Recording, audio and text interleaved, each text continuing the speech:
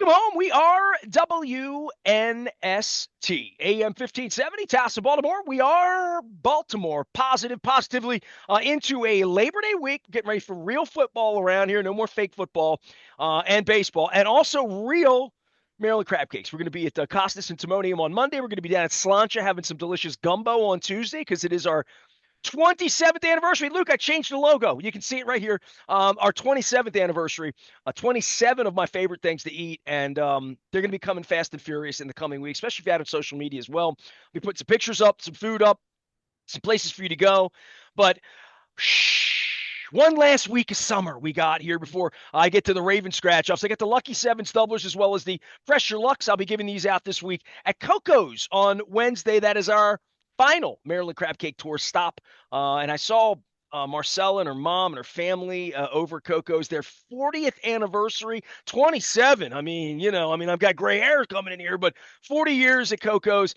They've even given me a beautiful glass to replace the Pizza John's glass that I broke a couple weeks ago in my hand with an orange crush. I was at Pizza John's on Friday. Great conversations there. Ray Bachman made a cameo and just was in Essex eating pizza. So, serendipity is alive and well around here. Wendy Bronfine from Curio stopped by, as well as two Republican electeds, David Marks, councilman, Baltimore County, as well as J.B. Jennings, state senator. Everybody in Harford County knows J.B. He's bought everybody a beer and a crab cake, I think, at some point. So I bought him some pizza. So actually, I got him a cheesesteak because cheesesteak was on the list. Luke Jones is here. I did not know that contracts for young players were on the list. And this Basallo thing, I haven't said a word about it on the internet. What can I say? The guys hit the ball in the minor leagues. So did Kobe Mayo. So did Keston Kersley. I go through all the list of all of the Jim Fullers and Drungo Haywoods and Ken Gerhardts and Adley Rutschmans and Matt Wieters and other guys that were supposed to go to the Hall of Johnny Bench and wound up in the, Hall of Dave Duncan or something like that. Listen, these are desperate people, this Rubenstein guy, showing up at press conferences now in the middle of football games. They don't know what they're doing down there at all. And, I've gone around town now the last 2 days, and I've had a couple people come up to me who love baseball. Somebody Saturday said to me, they don't know what they're doing, do they? And I'm like, no. They're just trying to win the popularity contest. Because Katie's got to keep her job and Elias got to keep his job. I don't know, dude. Giving a dude $70 million when he's had 10 at bats, I don't know. It may wind up that he's Johnny Bench and he's the real one, and they got it right. But if they do, he's going to want to hold out in year 6 or 7. If he winds up being Mike Trout, they're going to have to pay him more money at some point anyway. I guess that's the way they see it. But this is really curious and weird to me. And I think to myself, when I got the text from you and I saw everything happening, I thought, well, he's the young person at the party who this is a lot of money for. And he has a different kind of agent, and he's attainable for them. And they can bring him back and say, we did something, even if he only hits 240 the next 5 years. Yeah. First of all, I'm going to completely disagree from the standpoint of this is great news for the Orioles. This is very smart business. And that's with acknowledging that, yes, there's risk involved, as there is when you're going to give any player an 8 or a 10 or a 15-year contract, right?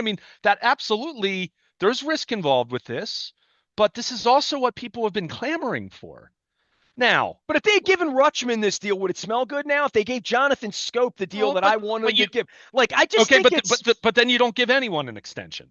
I understand that, and I'm not saying it's irresponsible. I think it's a great debate. This is a fair, bipartisan, down the middle debate between you and I as to whether this is good business or just a pelt to put on the wall to be able to say we did something. Because I don't know that he can play yet.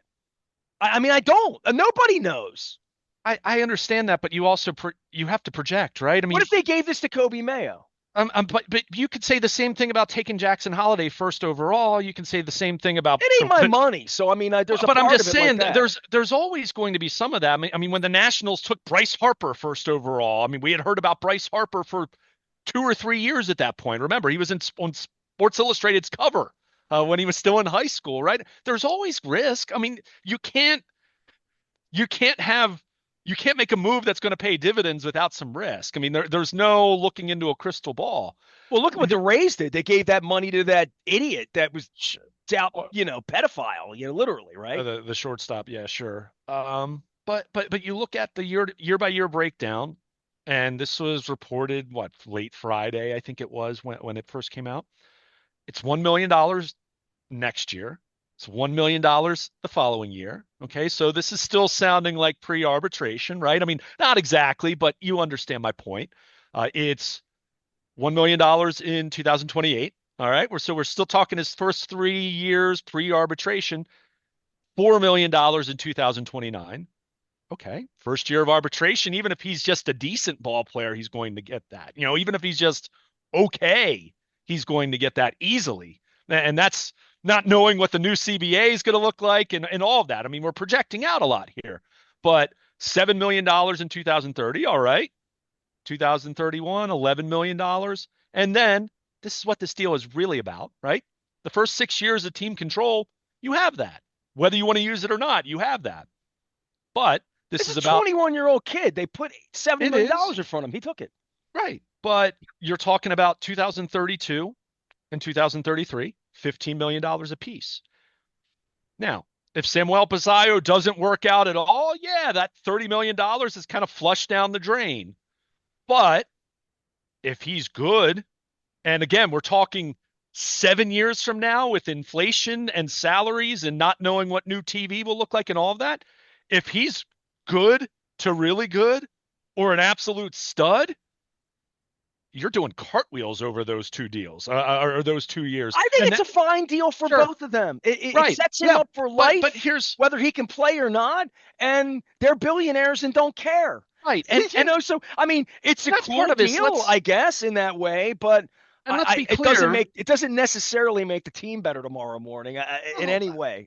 To me, he's got to be able to play. I disagree with that because you can't have multiple extensions and you can't talk about signing players to multi-year deals until you do it the first time, right? So, and let me be clear. But eight you got to years. make sure they can play. Well, That's I, all. I think this tells you what they think about him, though, right? Okay. And let me be clear. They love them If all, though. You love all your children. you I mean, do, the day Elias brought Adley up, he would have loved to have had this but deal. Nestor, your argument is just to let everyone play out in club No, control. no. If they had given this deal to 5 other guys that they've had in their pipeline, But here's the difference. Most of those other guys aren't taking this. correct. That's And, the difference. Thank you. but that's not a knock on them. That's a reality of when Jackson Holliday is someone who grew up the son of a major league outfielder who was a multi-time all-star and grew up extremely wealthy. And not that all their other players and I don't want to make this sound that I'm being negative towards Latin American ball players. No, not at all. But also recognizing the reality of how Latin American ball players are scouted and signed, and many of them come from very modest means. You realize the only reason I have a radio station and a show and we're here is because of a Latin ball player who Sure. got screwed coming over to America in the 50s and 60s, who was one of the greatest players, was never paid right, like in any of that, and actually wound up in Baltimore because he wasn't being paid right and he was a malcontent in Chicago. So, like, getting what you're worth when you come from a different kind of background. That's the same story for any African American in a really tough Sure. circumstance in this country playing football or baseball with all this NIL money floating around. I mean, it's a tough circumstance if you're a kid who can afford to send your kid to Roland Park. If somebody's waving $70 million around, it's a lot of money. Sure. You know what No I mean? question. Yeah, Brian And Billick had a lot of money, but when his daughter married a basketball player who was signing a 5-year deal with the Detroit Pistons for $70 million, a lot of money. It's just a lot of money. It's a lot of money to people who have a lot of money. So I'm not pissing on it, and I'm not pissing on Boris telling his guys, sure. stay in, stay in, stay in, in the way that Joe Flacco stayed in 10 years ago. Joe Flacco grew up in a row house like Parkville. Joe's family didn't have anything. So it really is circumstantial to where your risk Sure. and your reward is. It's kind of like I think about this a lot because I'm a music guy, right? And this is probably the greatest example I can use. I've got a lot of washed up rock star buddies who know a lot more in their 50s than they did in their 20s. And when you're in your 20s and you're in a band and you got long hair and a record company, Mr. Big comes, whatever the contract is, you sign it because you're just like, Sure. got to get on a label. You got to get on a label. You take the first deal, and it winds up that every musician ever got screwed, right, by the man. And baseball worked that way forever. Doesn't work that way anymore. I mean, like to be a Latin player who can play a little bit, and you've been called up 4 days, and you're 21 years old, and you've been busting your ass since you were 15 years old, and they wave 80, 70, $80 million in front of you. You take it. I don't think Yeah. there's any doubt about it. Like this was a good circumstance for both sides. Question. I just don't when I see it, it feels a little bit desperate on the Orioles side to get a pelt to say we've got something here that we're building because times are tough here. It's kind of like Trump looking around trying to hide the Epstein files. Like anything smells like better news. And I don't know if this is good news or not. It ain't my money. And to the point of belief in the kid, sure. But they could have given him $70 million 60 days from now, too, and seen if he could play a little bit the first month and a half. And he still would have taken the money. In my opinion, it was a PR move by the baseball team. And I mean, and it doesn't cost him any money right now, to your point. That cost him this guy ain't even going to own a team in 30, 31, 30. He's going to be 82 years old. He didn't even like baseball. So it's not even his money. It's just it's a note on a sheet of paper for the baseball team. And it's from the fans' perspective, we don't have to say when are they going to sign. That's now no longer in our arsenal anymore. We can't ask if they're going to spend some money because Uncle David threw money at Pasayo, and it's no longer a topic. We can't take phone calls on that anymore. fair enough. I mean, I reject the notion that it's just a PR move. I mean, I just do. Because I mean, there are lots of things they could have done if that's their concern, right? I mean, going back the last couple years, right? In terms of free agents, they could have signed all of that. I think this I was. hope 2 years from now we're sitting here and he's hitting 298 with 18 home runs and he's I mean, catching half the I mean, I'm time. just like I'm just the If he's argument that you're. guy, it's the greatest deal ever, and I'm not disagreeing with you. In the same way that signing Adam Jones and Markakis You do when realize that all Angelos got these in on those guys, it was a good thing for the organization. But you do realize that all of these deals that we see other teams signing around the league that we've been talking about, hey, the Orioles need to keep their own. They need to keep their own. In most of these cases, you have to sign them early, where there is still going to be unknown. That's San Diego with Tatis. That's Atlanta with because you Acuna, get, right? I mean, you get 3 or 4 years into it, then they're only 2 years away from free agency. So then at that point, you're not really signing them as one of your own. You're signing them more so as a free agent, Well, right? this kid can also just put his head down and work now. He's set for life. Sure. And I still think there's something to be said that it does send a message to the rest of their young core. No, not that they're going to sign 8-year, $67 million contracts, but I think it does send a message that, hey, they did sign someone long term. Hey, this is someone that they didn't draft, but they signed for $1.3 million when he was 16 years old or 17 years old. And they've invested now in him and they've shown belief in him. And I think it's something that isn't going to help you sign Gunnar Henderson right now. But if you're willing to give Gunnar Henderson $400 million in a couple years to keep him, then he might be a little more eager to listen compared to if you hadn't done that and you still hadn't extended anybody, Well, for and then it's whoever just in a owns the vacuum. team, when they look down and see Basallo as a $15 million number, 30, 31, 32, that becomes more palatable in a $250 million Sure, payroll, which they better damn well have by then, or there's not going to be a franchise here. So, I mean, sure. because they're going Well, to lose so much that nobody's going to come. So, and players aren't going to want to be here. So, they're really, as much as we're going to take a little nap on them, we're going to go to Buffalo next week and it's going to be all football, football, football, and all that. They're they're really in a pivotal, soft, cushy spot here the next 6 months to try to figure out that Moneybag says they have so much money and they're going to go buy pitching, and they still have all of this potential with the young players that they could win 105 games next year if they spend their money wisely in the offseason. I'm not betting against that. I don't think Elias is too dumb to do it. I don't think that Rubenstein doesn't have the money to do it. I don't know where the players are and the good fortune that is going to turn this around. But part of that is Bradish coming back. Part of that is Rogers looking like a Cy Young candidate. So all of a sudden, if Bradish comes back and Rodgers looks like this, they at least start next year if we can get Kramer and Basallo to get along. With three guys in the rotation that you wake up on Christmas morning, Thanksgiving morning, and say, all right, Rodgers held his own. He's going to be an opening day kind of starter. Bradish is going to be there for us. Now let's get to work October 15th on making this team better by February 15th, right? I mean, Basallo was going to be on the team either way. Now, whether he's going to be good at this or not, or whether he's going to hit 185 and piss off pitchers every night with, from behind the plate, I didn't like the body language of any of that. I thought that was weird the other night. But nonetheless, I mean, they're a last place baseball team. They made some good news. This is good news. It's great I don't news, know yeah. if it's going to work out or not. That's all. Well, and look, I mean, we also have to understand in the same way we talk about the Ravens who draft as well, if not better than anybody, they're still going to have dud draft picks, right? I mean, you still draft some guys that don't amount to much, right? So let me be clear. Well, if you think over the next 4 years, obviously, Tyler O'Neill or Basallo, who's going to be more productive, and how much money they gave I mean, Tyler O'Neill, right? Better be Samuel Basallo, right? I mean, so they piss money away left and right. They really do. I mean, they give $8 million to relief pitchers who can't pitch. I mean, I saw Kimbrel show back up here this weekend, not for the crab cakes. He's still got 16, 18 million of their money from last year. So the money, I don't know. It's funny money to you and I when we talk about it. To Peter Angelos, it never was because he earned his money. To them, it's a payroll. To Rubenstein at this point in his life, it's a ledger sheet, and he comes in and does his little Papel going in style wave or whatever, and takes a picture with Gunnar Henderson and shows off for Kyle Goon, whoever was in the room. But I don't. I don't know. I need to know he can play. That's the most important thing to me. Have him under contract to man. By the time you know that, though, that like it's too late to sign most of these guys. Then I mean, that's my point. You have to take risk.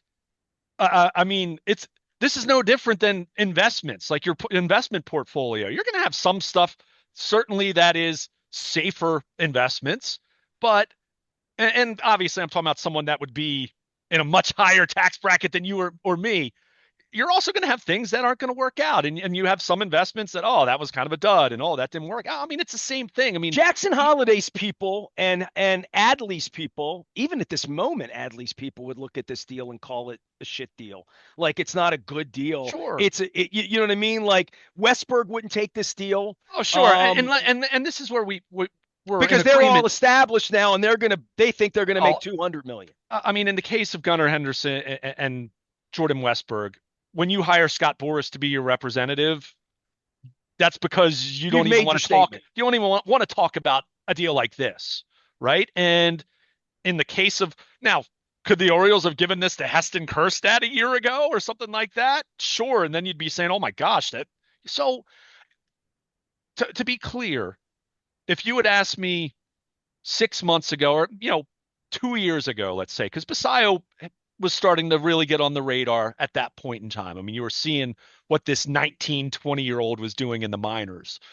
If you had asked me 2 years ago to rank the Orioles' young core, the projected young core over the next 5 years, in order of likelihood to be able to sign them to an extension, Basallo would have been at the top of the list because he is an international signing. And, a 1.4 or $1.3 million signing bonus is a lot different than being Jackson Holliday or Adley Rutschman, who got a huge signing bonus as a 1-1 pick. And, you're older, probably grew up, not that all these guys grew up wealthy, but probably different circumstances than Basallo living and growing up in the Dominican Republic. And again, these are generalities. We're not saying that every situation is going to be exactly like that, but he was always going to be the one that you had a better chance of doing this. However, until you've extended any of them, the question is, when are you going to extend somebody?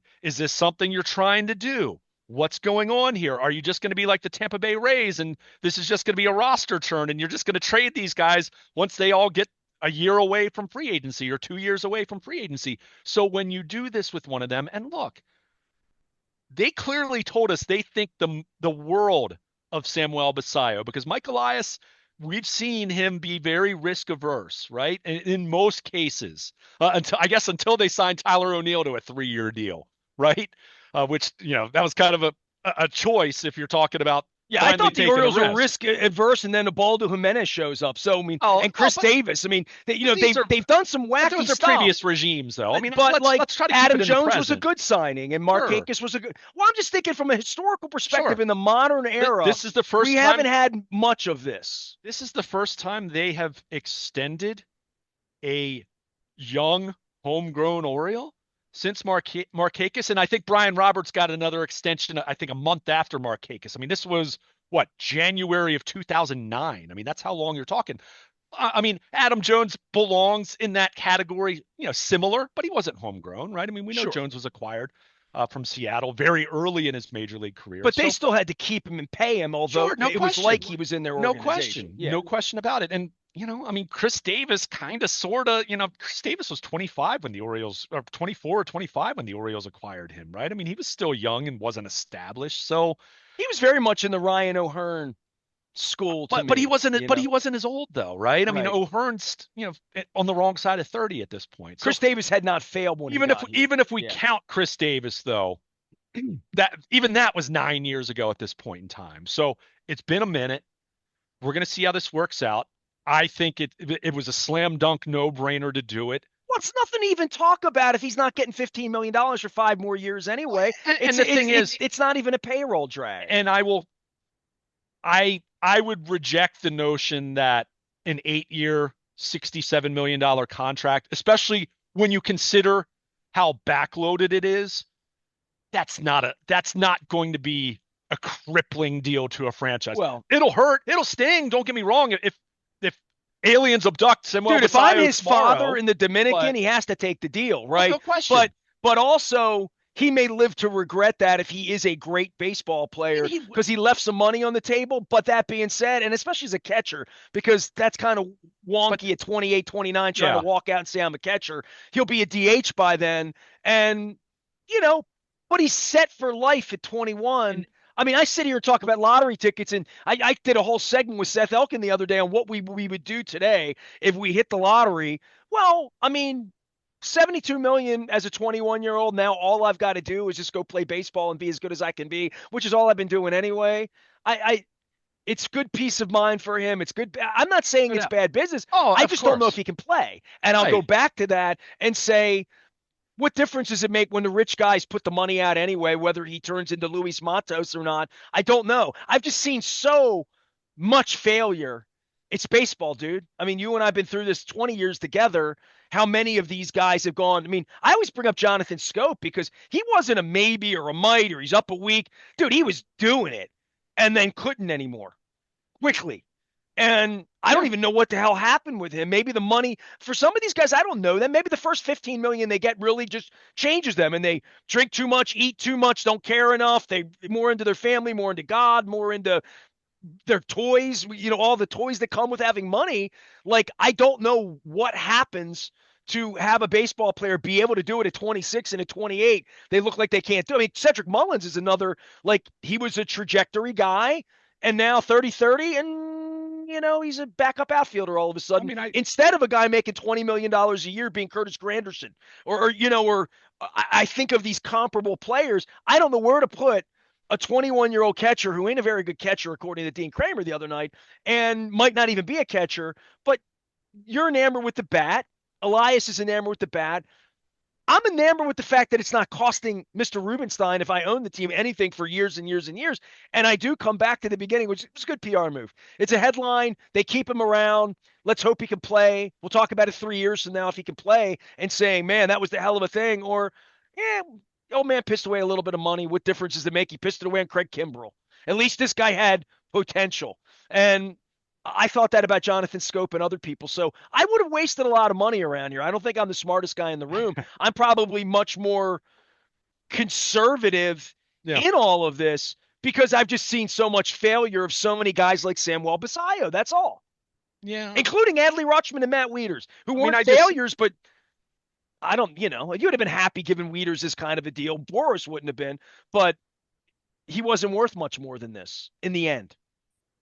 Yeah, I mean, I guess. I mean, I just think the argument you're making in that regard is an argument against signing anyone to an extension. I mean, I'll just continue to come back to I that. just feel like it's early in the game. That's all. A week into his I career. mean, I just, But that's what you're saying. but That's that, business. but that's how you have to do this. Hmm. I mean, okay, I'll hear your argument. If you wanted to wait 2 months, sure. It, then I don't think very much of your evaluation process as an organization if you're so unknown and so risk averse that you need to see 100 at bats from I them in don't the know, major dude. leagues, Look, right? this I time mean, last week it was Kobe Mayo. A week before that it was Holiday. A week before that it was like for all of these guys are 1-1s. Kerstad. Go through all of these guys. right. They were all projected to be really good big league ball players that an 8-year, $67 million deal would be something that you'd love for them to take. Circumstances dictated that he take it. So I don't think it's any great tip of the cap to anyone. I think it's good business for both of them. Now let's see if he can play. And that's just down the middle, That's fine. But for I just whatever they are. I just think it's look, there are we've taken plenty we've criticized them about plenty of things. Like I would criticize the fact that why did they wait till Sunday or Saturday afternoon in the middle of a Ravens preseason game and one of the last summer Saturdays period when people were out having, instead of doing the press conference at 4 o'clock on Friday when there was more oxygen for it at that point in time. I think they botched that part of it. But in terms of just calling it a PR move, I think that's a little unfair because the guy's really highly talented. They Fans have been clamoring and media have been clamoring I for, think they help their PR. How about that? I don't think it's a and that's PR fine. move. He's a Look, good, gifted young ball sure, player. I mean, you don't just give that's $67 fine. million away. And But that's semantics then. they And created a little headline for themselves over the weekend to get a little like we did something. that's fine. But I don't They're in think a sea of doing nothing right now. like I don't think that they did it with that in mind. I think that's a byproduct. And look, they can use that. I said it. I mean, I've written the last week at BaltimorePositive.com that they've made some good news here recently, and they've needed to because of how bad things have been on the field and how many of their 1A most loyal followers, Birdland membership people that they've ticked off and alienated. They needed some good news. Well, they give the So Palmer jerseys out, and it's 5-0 before Palmer can even sure, get into the sure. booth. And let me, since you brought it up, look, I mean, the Dean Kramer thing, I, let me put it this way. I think Dean Kramer is very particular about the way he likes things. And I'm guessing there were some hiccups with that. But I also know Dean Kramer also said, look, I mean, there's going to be a learning curve. He just got here. We've never worked together. But he also said, I can't leave pitches in the middle of the plate like I did. That's on me. So I do think I think it was a bad look, just the optics of it. If that continues, then that's a way different It's a story. struggling last place But team, and this kid just got $70 million, and sure, Dean Kramer's got 8 or whatever. You know what I right. mean? So So like there is a point where like all the kids showed up at the press conference for him. I don't know what that's even. I mean, like I don't know. I'm not around it anymore. I smell it from the outside. It smells like an I empty think room that I should be in, asking he's tougher questions than what people are asking. But what do I know? I mean, I think, and look, I can't say what the current group that's been in the majors at least a couple years would say about him specifically. Everyone who knows this kid, this young man, they're impressed. They're also investing in the human being. And one of the comments that he made, he was asked, and this is when Kevin Brown and Masson had their quote exclusive on Friday in the pregame show, which again was not a cool move from the organization. Period. As far as keeping him away from the rest of the media. But the question was asked who he's looked up to and who in his family has kind of, who have they pointed to as far as Dominican players or just players in general to emulate and kind of look at and kind of view as a role model. A guy that he brought up, Nelson Cruz. We know what Nelson Cruz meant to Manny Machado and Jonathan Scope. The 1 year he was in Baltimore, we know what Nelson Cruz, who it's funny, and you think about him, he had a PED suspension, 2 years before, 2 or 3 years before Yeah, the he Royals. came here with a tainted It was, reputation in that way. but you look at someone who universally is beloved and respected around the league, not just because of the player he was, but also just the human being he I was. love Nelson Cruz. Yeah, I have his phone exactly. number. I didn't even have a press pass, and he So I respected think me. so. The idea that he mentioned him, and as much as they've just talked about from the moment they signed this kid back in 2021, he's just gone to work, and everything about his analytical profile as a offensive player screams that he should be a really, really good player. I mean, the bat speed. I mean, Mark DeRosa did a full segment, and Mark DeRosa is someone that I respect from a baseball mind perspective. He 2 days into this guy's major league career, he was doing a little video feature of what the bat looks like and what they think this kid's going to be. Now he's 21. He just turned 21. That's not to say that he's going to hit 40 bombs next year right off the bat, but everything about it screams he should be at least a good to really good hitter, and he might be better than that. There's still questions about where he's going to wind up long term, as far as whether he's going to be a full-time catcher, or does this become more of a Victor Martinez kind of scenario where go look, he caught and was kind of a part-time to mostly a catcher his first 4 years in the big leagues and then transition to first base DH, or it might end up being like Carlos Delgado, who people forget started out as a catcher and very quickly transitioned to first base. I mean, he could be that, but you're at least going to explore that, especially now, Rutschman's on the IL with another oblique. So he's going to get some runway Well, here in to an cash. organization that 2 years ago, when he's a 19-year-old kid, and we had Adley Rutschman here, the 1-1, there was no room for Basallo anyway, right? And like Well, the whole thought was going to be like if Adley Rutschman was going to the Hall of Fame as a catcher, was going to catch 125 games a year and hit 280 and be an all-star and be Buster Posey, that there wouldn't be space for Basallo in that way, that would have forced him in a different place. I don't know if he can catch a little bit the next 3 years. You're trading oh, Adley Rutschman in the offseason. I mean, I don't know, but whatever feels unorthodox here, I would play into that a little bit, beginning with Bradish coming back and what they're going to have to do with their pitching and what they're going to have to compromise financially, or deal wise or player wise to be able to augment their pitching in the next 6 months, which is mandatory if they're going to well, win. they need to, but as I've also said, especially when it comes to the bullpen, I mean, there's a lot of work that needs to be done to the bullpen. Good news is those moves can be made, right? I mean, it's not as though the best bullpens in baseball have 8 homegrown guys in it, right? Like it rarely looks like that. But they're going to have to go out and get a couple high leverage guys. There's no question about that. And then some middle relief type guys. But I think you just kind of said it though.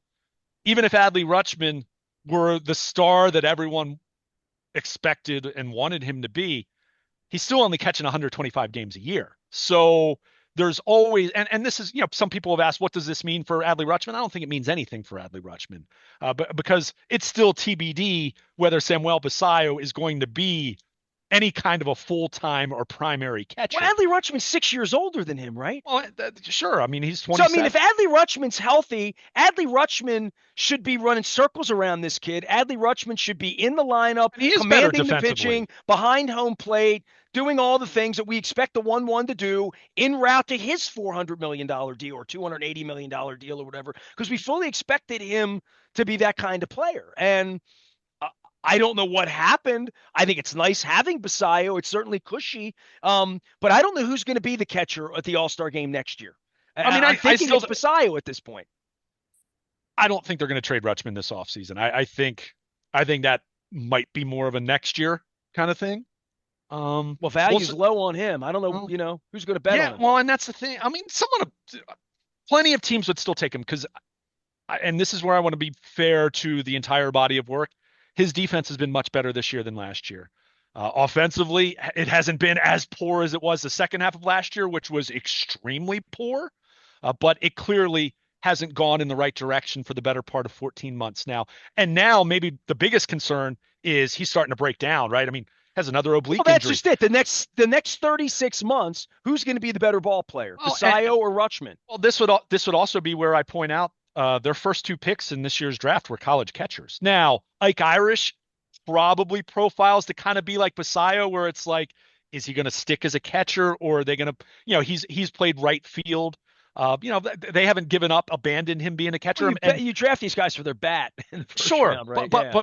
but that said, the second pick, the other catcher, he's much more of a, they like him, his defensive profile, and they think he'll hit, but not like he's not like the Basallo potential with the bat. He's much more of a, solid hitter, but really good backstop. That to me, those two moves probably, in my mind, more telling and more pivotal to Adley Rutschman's future than the presence of Samuel Basallo, and now Basallo having this extension, because you still look over the next 2 years, Adley Rutschman catches 110 games, Samuel Basallo catches 40 or 45. He plays first base 50 games, and he DHs the rest of the time, right? I mean, it's easy to project out that kind of a plan, and obviously an injury changes everything, as it just did with Rutschman going on the IL, but you always need two catchers. The Orioles are in a position now, on paper, if we're talking about an Adley Rutschman renaissance next year, and we'd all love to see it. Is it going to happen? Well, to me, it's up to Adley Rutschman at this point in time. And part of this is you might need to get in better shape. You're breaking down with oblique injuries. That I don't mean he's out of shape, but he might need to get in better shape than he is right now. In the same way that anyone, when they go from their early to mid 20s to now, when he's going to be 28 next year, he's going to be in his late 20s, right? Entering his late 20s, you got to take better care of yourself. And again, this isn't me saying he doesn't take care of himself, but you might need to be a little more vigilant, a little more rigorous in what you do. And that applies to everyone. Lamar Jackson's entering that territory at age 28 compared to when Lamar was 21. Not to mention Derrick Henry pulling the chains up the hill in Dallas. It's the same way that you and I, when we were in our 20s, you could stay out all night and have a few adult beverages and you feel fine the next day. When you do that, when you're in your 40s or your 50s, that's a way different story. Last Thursday right? I went to bed at 8 o'clock in Ocean Exactly. City. So Fager's Island was not calling me. I want to be clear in how I'm saying this. It's not to attack Adley Rutschman, but it's also like, hey, like this is your career and things aren't going well compared to where you were a couple years ago where, you were an all-star catcher and a fringe guy on the fringe getting a few down MVP votes, right? Down ballot votes. So, if this serves as a message to him in some way, and I don't really think it does. Well, that Basallo much. just got more money than any of them. Sure. But at the same time, this is also where I'd go back and say, to a man, any of these guys would probably laugh at that total amount. But that said, this also hopefully is evidence that the Orioles have attempted with some of these guys, and you need two sides to want to make a deal, right? And when Scott Boras, who doesn't represent Rutschman, but he represents Gunnar Henderson and Jordan Westberg, when he's your representation, you hire that guy to not sign a deal like this, right? So, and I would say the other thing that I want to at least mention here, because I think it's relevant to the conversation and the long-term health of the organization. We mentioned how this is a good move for both sides from the standpoint of Samuel Basallo gets generational wealth for himself and his family. No matter what happens with his career, he's now guaranteed $67 million over the next 8 years, including a $5 million signing bonus that is life-changing for his entire family. This is like me winning a lottery, hitting the Powerball, and saying, I only won $80 million in Powerball. I didn't get the $750 million in Sure. Right? And like, and feeling bad about that and thinking, no, I'm not going to feel bad about exactly. that. And the Orioles get cost control here. They bought out the first 3 years of his free agency. If he ends up being anything close to what they think he can be, that'll be good business, especially 8 years into the future. And here's the other factor here. Here's representation. How the international signing atmosphere is. I mean, the Orioles didn't even try for decades, right? They didn't even try. So this has been something that has been years in the making. They signed Basallo when they did. And you've now signed a Dominican player who was a teenager, developed him, gotten him to the major leagues, and his representation has gotten him a long-term contract less than a week into his major league career. They now can go to 16 and 7, probably younger than that if we're being honest, Dominican prospects and say, hey, look what the Orioles did. Look what we did for Samuel Basallo. This ends up being good business for them. This helps the Orioles relationships continuing in the Dominican, and you hope that this will pay dividends. That in the same way that Samuel Basallo mentioned Nelson Cruz, you're hoping over the next 5 or 6 years that there are going to be other Dominican prospects who are going to say, I love Samuel Basallo. The Orioles signed him a week into his major league career, and that's worked out great. And his agent wants to sign me. You're hoping this will pay dividends in that way. So, okay, I hear your PR, the PR element of this, and I'm not going to dispute it. I just don't think it was driven by that. But yeah, there are tentacles to this that you hope are going to continue to pay off for the organization, because you're hoping this is just the beginning, not some culmination as far as your investment in the international market, your investment in the Dominican. You're hoping that Samuel Basallo is the first of many over the next 10 years, 15 years, 20 years, because we know how many special players come from that part of the world. And the Orioles sat that out for decades, right? So this is a great thing in that way as well. And yeah, the agents benefit here too, because again, they can look at this and say, yeah, see what we did with Samuel? We can do the same thing with you, even though you're 15 years old right now. You're a couple years away from signing, but this is how this works. So there's that element as well that I think the organization does deserve some credit for, in terms of finally making an investment in Latin America, and more specifically here, the Dominican, and looking like it's about to pay some dividends. And they've made some real investments. So well, the Astros won a World Series with my cheating Venezuelan brothers. So, you got to go down there and get some of my people if you want to make the place better. Yeah, I mean, you have to, right? And the same, I mean, we talked about this. I mean, the idea for years and years that they just deliberately cut themselves off at the knees by not playing that part of. Well, the owner was a xenophobe, but that's another story altogether. But I'm just saying now, to have invested there over the last 6 years and to have something work out to this point. And again, your point is well taken. Samuel Basallo has to perform in the major league level, but it's a good thing, and it's a good thing for all parties. And to your point, he's got security now. He's signed. He's locked up. The Orioles have locked up a young ball player. Sam, go play, right? I mean, it's that simple. Go play, and figure out. I still think. My long-term vision for him is probably still more first base DH long-term. But with Adley Rutschman out of the lineup entirely right now, yeah, put him behind the plate and catch him 4 times a week, and let's see what this looks like. And yeah, there was some growing pains with the Dean Kramer look the other night, but he's got a good arm. And again, they love his work ethic. They love how much this kid wants to be great. So we're going to see how that plays out. But to me, this was nothing but really good news for the Orioles on Friday. And now it's a matter of, hey, go play. Go be free. You're going to be here for the next 8 years. Go show everyone what kind of player we think you're going to be. I think it's good news if he can play. So I'm going to leave it at that. And I think it's good PR in a last place year. And gives us another story that we don't have anymore, which is they don't sign their players. They signed one. They signed the one they could. You can't sign multiple said that ones. they were never going to sign Rutschman. They were never going to sign Henderson at this point because of and Westberg because of representation. So they did what they could do, which I go back to the beginning of that. By the way, Kyle Bradish is going to be doing what he can do. Luke will be at the ballpark. We'll be monitoring all that. The Ravens are doing nothing this week. Everything next week. So we're going to be around for that. I'm going to be eating a bunch of food this week. The Tastiness Tour, our 27th anniversary. I got my 27th logo up. I'm so proud of myself. It's all good. And my thanks to Jessica Vallis for making that happen as well. We're going to be at Coco's on Wednesday. Come by and see us.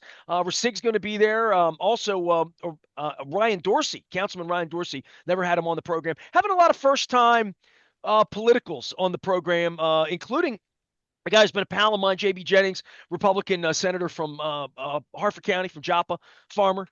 He was on the program at Pizza John's on Friday, so be listening in for that. Luke and I got you covered with sports and baseball. If you're on the WNST tech service, you get breaking news first. All of it brought to you by Cole Roofing and Gordian Energy. And Bill Cole did an hour with me last week about Ocean City and networking and good stuff going on in the state. I am Nestor. He is Luke. We are WNST, AM 1570, Towson, Baltimore, and we never stop talking Baltimore positive.